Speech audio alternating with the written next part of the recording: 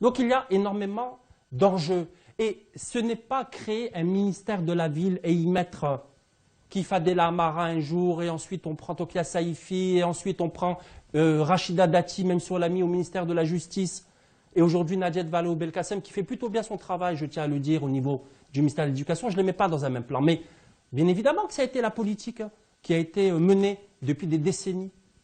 On prend une personne symbole, entre guillemets, de la communauté maghrébine et musulmane, on essaie de la mettre en avant tout en sachant que derrière, il n'y a pas les moyens. Or, il faut une politique ambitieuse d'urbanisation, de déghettoisation de ces quartiers, pour que ceux qui sont dans ces ghettos se sentent pleinement français, qu'ils soient mélangés aux autres Français, qu'il y ait une véritable mixité. Et il faut s'en donner les moyens.